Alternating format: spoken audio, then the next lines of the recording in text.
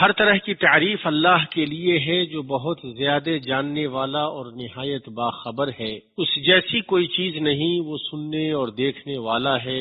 نیز ارشاد ربانی ہے اور وہی ہے معبود برحق آسمانوں میں بھی اور زمین میں بھی۔ وہ تمہارے پوشیدہ احوال کو بھی اور تمہارے ظاہری احوال کو بھی جانتا ہے اور تم جو کچھ عمل کرتے ہو اس کو بھی جانتا ہے۔ نیز ارشاد ربانی ہے اور اللہ تعالی ہی کے پاس ہیں غیب کی کنجیاں، ان کو کوئی نہیں جانتا بجز اللہ کے، اور وہ تمام چیزوں کو جانتا ہے جو خشکی میں ہے اور جو کچھ دریاؤں میں ہے، اور کوئی پتہ نہیں گرتا مگر وہ اس کو بھی خوب جانتا ہے، اور کوئی دانہ زمین کے تاریک حصوں میں نہیں پڑتا، اور نہ کوئی تر اور نہ کوئی خشک چیز گرتی ہے مگر یہ سب کتاب مبین میں ہے۔ میں گواہی دیتا ہوں کہ اللہ کے علاوہ کوئی معبود نہیں، وہ راز اور اس سے بھی پوشیدہ چیزوں کو جانتا ہے۔ اس پر زمین و آسمان میں کوئی چیز مخفی نہیں ہوتی۔ ارشاد ربانی ہے، اصل بات یہی ہے کہ تم سب کا معبود برحق صرف اللہ ہی ہے، اس کے سوا کوئی پرستش کے قابل نہیں، اس کا علم تمام چیزوں پر حاوی ہے۔ اور میں گواہی دیتا ہوں کہ محمد اس کے بندہ و رسول ہیں۔ اللہ تعالی نے انہیں اپنے اس قول سے متصف کیا ہے اور تجھے وہ سکھایا ہے جسے تو نہیں جانتا تھا، اور اللہ تعالیٰ کا تجھ پر بڑا بھاری فضل ہے۔ اللہ تعالیٰ کا درود و سلام نازل ہو ان پر، ان کے آل و اصحاب اور ان کے پیروکاروں پر، اور بہت زیادہ سلامتی نازل ہو۔ اما بعد، اے بیت اللہ کے حاجیوں، اے ہر جگہ کے مسلمانوں، اللہ کا تقوی اختیار کرو، تم دنیا و آخرت میں کامیابی و نجات اور سعادت حاصل کر لو گے۔ ارشاد ربانی ہے، اگر یہ لوگ صاحب ایمان متقی بن جاتے تو اللہ تعالی کی طرف سے بہترین ثواب انہیں ملتا اگر یہ جانتے ہوتے۔ نیز فرمایا، اللہ تعالی سے ڈرتے رہا کرو اور جان رکھو کہ اللہ تعالی پرہیزگاروں کے ساتھ ہے۔ نیز ارشاد ربانی ہے، اور اللہ تعالی سے ڈرتے رہا کرو اور جان رکھو کہ اللہ تعالی ہر چیز کو جانتا ہے۔ اور کیسے ہم اللہ سے نہ ڈریں اور کیسے اسے عبادت میں ایک نہ جانیں جبکہ وہی نفع و ضرر دینے والا ہے۔ ارشاد باری ہے، اور اگر تم کو اللہ کوئی تکلیف پہنچائے تو بجز اس کے اور کوئی اس کو دور کرنے والا نہیں ہے، اور اگر وہ تم کو کوئی خیر پہنچانا چاہے تو اس کے فضل کا کوئی ہٹانے والا نہیں۔ وہ اپنا فضل اپنے بندوں میں سے جس پر چاہے نچھاور کر دے، اور وہ بڑی مغفرت بڑی رحمت والا ہے۔ تقوی اور تعلیم کو جوڑتے ہوئے اللہ تعالی نے فرمایا، اللہ تعالی سے ڈرو، اللہ تمہیں تعلیم دے رہا ہے اور اللہ تعالی ہر چیز کو خوب جاننے والا ہے۔ اللہ تعالیٰ کے تقوی میں سے یہ ہے کہ ہم توحید کو تسلیم کریں جس کی طرف اللہ تعالیٰ نے بلایا ہے، چنانچہ عبادت میں اسے اکیلا جانیں اور اس کے سوا کسی کے لیے چاہے وہ جو بھی ہو کسی بھی طرح کی عبادت نہ کریں۔ ارشاد ربانی ہے، اے لوگوں، اپنے اس رب کی عبادت کرو جس نے تمہیں اور تم سے پہلے کے لوگوں کو پیدا کیا، یہی تمہارا بچاؤ ہے، جس نے تمہارے لیے زمین کو فرش اور آسمان کو چھت بنایا اور آسمان سے پانی اتار کر اس سے پھل پیدا کر کے تمہیں روزی دی۔ خبردار، باوجود جاننے کے اللہ کے شریک مقرر نہ کرو۔ اور یہی تمام انبیاء کرام کی دعوت رہی ہے، جیسا کہ ابراہیم علیہ السلام نے اپنی قوم سے کہا، اللہ تعالیٰ کی عبادت کرو اور اس سے ڈرتے رہو، اگر تم میں دانائی ہے تو یہی تمہارے لیے بہتر ہے۔ اللہ تعالیٰ نے کتابیں نازل فرمائیں اور انبیاء مبعوث فرمائے جو اپنی قوموں کو سکھانے والے اور توحید اور عبادت میں اللہ کو ایک ماننے کی طرف بلانے والے تھے۔ تو انبیاء میں سے ہر نبی اپنی قوم سے کہتے، اے میری قوم، تم اللہ کی عبادت کرو، اس کے سوا کوئی تمہارا معبود ہونے کے قابل نہیں، کیا تم ڈرتے نہیں ہو؟ تو یہ بات ثابت ہوئی کہ وہ توحید ہی جس میں ہم عبادت میں اللہ کو ایک جانتے ہیں، شہادت اللہ الہ الا اللہ کا مفہوم ہے۔ ارشاد ربانی ہے، اللہ تعالی ارشاد فرما چکا ہے کہ دو معبود نہ بناؤ، معبود تو صرف وہی اکیلا ہے، بس تم سب صرف میرا ہی ڈر رکھو۔ آسمانوں میں اور زمین میں جو کچھ ہے سب اسی کا ہے اور اسی کی عبادت لازم ہے، کیا پھر تم اس کے سوا اوروں سے ڈرتے ہو؟ تمہارے پاس جتنی بھی نعمتیں ہیں سب اسی کی دی ہوئی ہیں، اب بھی جب تمہیں کوئی مصیبت پیش آ جائے تو اسی کی طرف نالو فریاد کرتے ہو، اور جہاں اس نے وہ مصیبت تم سے دفع کر دی، تم میں سے کچھ لوگ اپنے رب کے ساتھ شرک کرنے لگ جاتے ہیں۔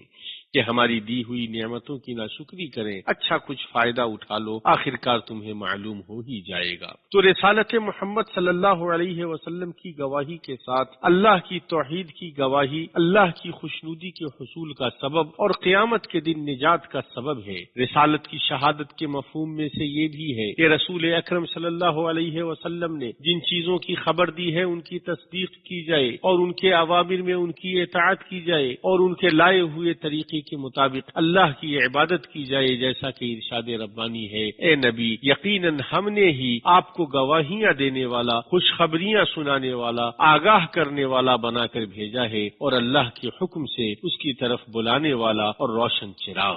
شہادتین اسلام کے ارکان میں سے سب سے پہلا رکن ہے، جیسا کہ اللہ کے نبی صلی اللہ علیہ وسلم نے فرمایا، اسلام کی بنیاد 5 چیزوں پر ہے۔ اس بات کی گواہی دینا کہ اللہ کے علاوہ کوئی معبود نہیں اور محمد اللہ کے رسول ہیں، نماز قائم کرنا، زکوٰۃ ادا کرنا، رمضان کے روزے رکھنا، جو بیت اللہ کی استطاعت رکھتے ہیں ان کے لیے بیت اللہ کا حج کرنا۔ اسلام کا دوسرا رکن نماز قائم کرنا ہے، ارشاد ربانی ہے اور نماز قائم کریں، یقیناً نماز بے حیائی اور برائی سے روکتی ہے، بے شک اللہ کا ذکر بہت بڑی چیز ہے، تم جو کچھ کر رہے ہو اس سے اللہ خبردار ہے۔ زکوٰۃ اللہ کی کتاب میں نماز سے جڑی ہوئی ہے اور یہ اسلام کا تیسرا رکن ہے، اور وہ اس طرح ادا کی جائے کہ مالدار اپنے مال کا ایک حصہ زکوٰۃ کے مصارف کے لیے دے، جو سماجی تعاون اور مفاد عامہ میں حصہ داری کے سلسلے میں دین کے بعض محاسن کو ظاہر کرتی ہے۔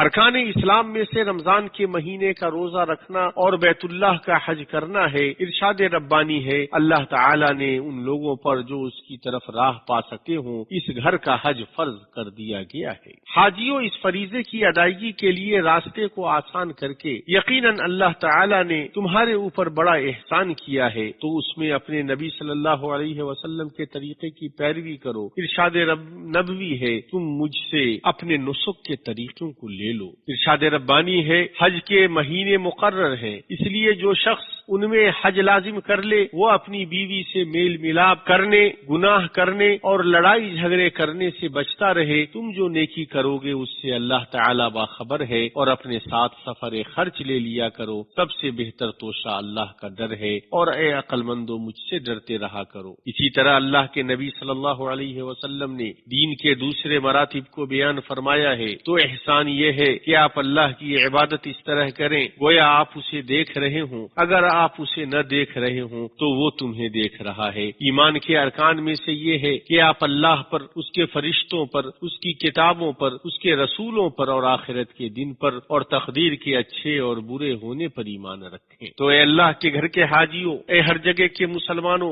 میں آپ سب کو اور خود کو اللہ کے تقوی کی وصیت کرتا ہوں، اس لیے کہ وہ سب سے بہترین توشہ ہے۔ اسی طرح میں آپ سب کو اور اپنے نفس کو نیکیوں کے کرنے میں جلدی کرنے کی وصیت کرتا ہوں۔ اللہ تعالی فرماتا ہے، اور اپنے رب کی بخشش کی طرف اور اس جنت کی طرف دوڑو جس کا عرض آسمانوں اور زمین کے برابر ہے، جو پرہیزگاروں کے لیے تیار کی گئی ہے۔ نیز ارشاد ربانی ہے، اور نیک کام کرتے رہو تاکہ تم کامیاب ہو جاؤ۔ اللہ کے بندو، جان لو کہ خیر کے کاموں میں جلدی کرنے کی قبیل سے یہ ہے کہ اسلام کے ان اقدار کو اپنانے کی بھرپور کوشش کریں جو مسلمانوں کے طرز عمل اور سلوک کو تشکیل دیتے ہیں اور اسے اچھی طرح مہذب اور بہتر بناتے ہیں، اور ان سے ہمارے نبی کریم صلی اللہ علیہ وسلم متصف تھے، جیسا کہ رب جل وعلا نے بیان فرمایا ہے، یقیناً آپ عظیم اخلاق پر فائز ہیں۔ اور آپ علیہ الصلوۃ والسلام نے فرمایا، یقیناً قیامت کے دن میرے نزدیک تم میں سب سے محبوب اور میرا سب سے قریبی ہمنشین وہ ہے جو تم میں اخلاق کے اعتبار سے سب سے بہتر ہو۔ عام طور پر حسن خلق تمام لوگوں کے مابین ایک مشترک قدر ہے، مسلم اور غیر مسلم دونوں جس کا احترام کرتے ہیں، اس لیے کہ یہ قول و عمل میں اچھے رویے کا نام ہے۔ ارشاد ربانی ہے، لوگوں سے اچھی باتیں کہو۔ نیز ارشاد ربانی ہے، نیکی اور بدی برابر نہیں ہوتی، برائی کو بھلائی سے دفع کرو، پھر وہی جس کے اور تمہارے درمیان دشمنی ہے ایسا ہو جائے گا جیسے دلی دوست۔ جہالت اور بےوقوفی کا مقابلہ کرنے کے سلسلے میں اللہ سبحانہ کا ارشاد گرامی ہے، آپ درگزر کو اختیار کریں، نیک کام کی تعلیم دیں اور جاہلوں سے ایک کنارے ہو جائیں۔ نیز ارشاد ربانی ہے، پس آپ صبر کریں، یقیناً اللہ کا وعدہ سچا ہے، آپ کو وہ لوگ ہلکا یعنی بے صبرا نہ کریں جو یقین نہیں رکھتے، یعنی اس بات سے متنبہ رہیں کہ وہ آپ کو جھگڑوں اور ان کے نتائج کی طرف کھینچ نہ لے جائیں۔ ٹھوس اقدار کا مسلمان کسی جاہل یا متعصب یا رکاوٹ پیدا کرنے والے کی طرف متوجہ نہیں ہوتا ہے، وہ ہمیشہ اللہ تعالی کے قول کو اپنے ساتھ رکھتا ہے۔ ارشاد ربانی ہے، اور جب بےہودہ بات کان میں پڑتی ہے تو اس سے کنارہ کر لیتے ہیں اور کہہ دیتے ہیں کہ ہمارے عمل ہمارے لیے اور تمہارے اعمال تمہارے لیے ہیں، تم پر سلام ہو، ہم جاہلوں سے الجھنا نہیں چاہتے۔ اسی طرح اسے معلوم ہوتا ہے کہ ایسے لوگوں سے الجھنا انہیں مشہور کرنے اور ان کے منصوبے کو کامیاب کرنے کا سبب ہوگا اور اس سے انہیں خوشی ہوگی، بلکہ ان میں سے بہت سارے لوگ تو اسے سہارا بنانے لگتے ہیں، لیکن فریب دہی کے خطرات کا پردہ فاش کیا جائے، اسی طرح واضح گستاخی کا جواب دیا جائے اور یہ ساری چیزیں اسلام کی حکمت کے ساتھ کی جائے۔ بیت اللہ کے حاجیوں، اے مسلمانوں، اسلام کے اقدار میں سے یہ ہے کہ ان تمام چیزوں سے دوری اختیار کی جائے جو باہمی نفرت، باہمی بغض اور باہمی تفریق پیدا کرتی ہیں، اور یہ کہ ہمارے تعاملات پر باہمی محبت و شفقت چھائی رہے۔ یہ اقدار اللہ کی رسی کو مضبوطی سے تھامنے کے مطالب میں سر فہرست ہیں، جیسا کہ ارشاد ربانی ہے، سب مل کر اللہ کی رسی کو مضبوطی سے تھامو اور فرقے میں نہ بٹو۔ اتحاد، اخوت اور تعاون امت کے ڈھانچہ کو محفوظ اور مضبوط کرنے اور دوسروں کے ساتھ حسن تعامل میں پرامن باڑے کا کام کرتے ہیں، اور وہ اس بات کا شاہد ہے کہ اسلام ایک جامع روح ہے، وہ اپنے خیر میں پوری انسانیت کو سموئے ہوا ہے۔ نبی کریم صلی اللہ علیہ وسلم نے فرمایا، لوگوں میں سب سے بہتر وہ ہے جو ان میں لوگوں کے لیے سب سے زیادہ نفع بخش ہے۔ اسلامی شریعت اپنی انسانیت کی وجہ سے بلند ہوئی، جس کے معیاروں میں دوہرا پن نہیں اور جس کے اصولوں میں کوئی تبدیلی نہیں ہے۔ اس نے سب کے لیے خیر کو پسند کیا اور ان کے دلوں کو جوڑا۔ انہی اقدار سے اسلام کا نور پھیلا اور دنیا کے کونے کونے میں تمام جہانوں تک پہنچا۔ وہ اس طرح کے اس خیر کی تبلیغ کے لیے پے در پے ایسے لوگ آئے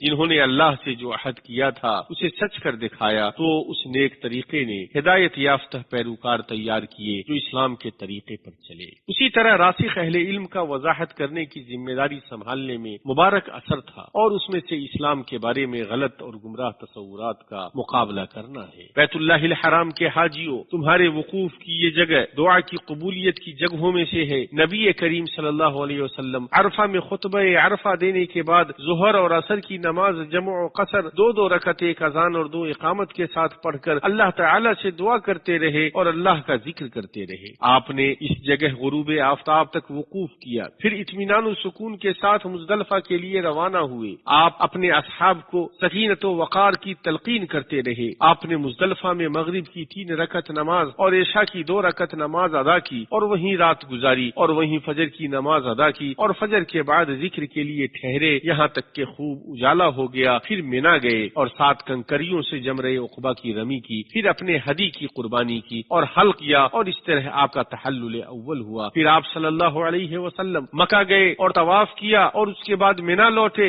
اور ایام تشریق کی راتیں مینا میں گزاری۔ مینا میں آپ زیادہ سے زیادہ اللہ تعالی کا ذکر کرتے تھے اور روزانہ جمرات کی رمی کرتے تھے۔ وہ اس طرح کے جمرہ صغرا کو 7 کنکریاں اور جمرہ وسطی کو 7 کنکریاں مارتے اور اس کے بعد اللہ تعالی سے دعا کرتے، پھر جمرہ عقبہ کو 7 کنکریاں مارتے۔ آپ نے حضور والوں کو اس بات کی اجازت دی کہ وہ مینا میں رات گزارنا چھوڑ سکتے ہیں۔ آپ مینا میں 13 تاریخ تک رکے۔ جلدی نکلنے والوں کے لیے 12 تاریخ کو نکلنا جائز ہے، اور آپ نے نسک سے فارغ ہونے کے بعد اپنے سفر سے پہلے طواف وداع کیا۔ اے مسلمانوں، اس عظیم موسم کے موقع کو غنیمت جانو۔ یوم عرفہ ہی وہ دن ہے جس میں یہ آیت نازل ہوئی، آج میں نے تمہارے لیے دین کو کامل کر دیا اور تم پر اپنا انعام بھرپور کر دیا، اور تمہارے لیے اسلام کے دین ہونے پر رضامند ہو گیا۔ اور اسی دن کے بارے بارے میں اللہ کے رسول صلی اللہ علیہ وسلم نے فرمایا کوئی دن نہیں ہے جس میں اللہ تعالی عرفہ کے دن سے زیادہ بندوں کو آگ سے آزاد فرماتا ہو، وہ قریب ہوتا ہے اور فرشتوں کے سامنے ان لوگوں پر فخر کرتا ہے۔ تو اس دن زیادہ سے زیادہ دعا کرو، اس لیے کہ اللہ تعالی نے تم سے دعاؤں کے قبول کرنے کا وعدہ کیا ہے۔ ارشاد ربانی ہے اور تمہارے رب کا فرمان سرزد ہو چکا ہے کہ مجھ سے دعا کرو، میں تمہاری دعاؤں کو قبول کروں گا۔ نیز ارشاد ربانی ہے جب میرے بندے میرے بارے میں آپ سے سوال کرتے ہیں تو آپ کہہ دیں کہ میں بہت ہی قریب ہوں، ہر پکارنے والے کی پکار کو جب کبھی وہ مجھے پکارے قبول کرتا ہوں۔ اے اللہ حاجیوں سے ان کے مناسک کو قبول فرما، ان کی دعاؤں کو شرف قبولیت بخش، ان کے معاملات کو آسان کر دے، ان کے گناہوں کو معاف کر دے، انہیں ان کے ملک صحیح سالم اور کامیاب واپس فرما، اس حال میں کہ ان کے درجات بلند ہو چکے ہوں اور ان کے مرتبے بڑھ چکے ہوں۔ ارشاد ربانی ہے اور بعض لوگ وہ بھی ہیں جو کہتے ہیں کہ اے ہمارے رب ہمیں دنیا میں نیکی دے اور آخرت میں بھی بھلائی عطا فرما اور ہمیں عذاب جہنم سے نجات دے۔ اے اللہ مسلمانوں کے حالات کی اصلاح فرما دے، ان کے مابین اتحاد پیدا کر دے، ان کے مابین علم اور خیر کو پھیلا دے، ان کے بچوں کی اصلاح کر دے اور انہیں برکت عطا فرما اور ان کی روزیوں میں برکت دے اور انہیں جنت میں داخل فرما۔ اے اللہ خادم حرمین شریفین شاہ سلمان ابن عبدالعزیز اور ان کے ولی عہد شہزادہ محمد بن سلمان کو توفیق عطا فرما، ان کی مدد فرما اور انہیں درست راستے پر چلا اور انہیں اور ان کی حکومت کو ان خدمات کے بدلے بہترین بدلہ عطا فرما جو انہوں نے اسلام اور مسلمانوں اور پوری دنیا اور پوری انسانیت کے لیے پیش کی ہیں اور کر رہے ہیں۔ اے اللہ تو ان کا معید و معاون ہو جا اور درود و سلام نازل ہو ہمارے نبی محمد اور ان کی آل و اولاد اور ان کے صحابہ کرام پر اور بہت زیادہ سلامتی نازل ہو۔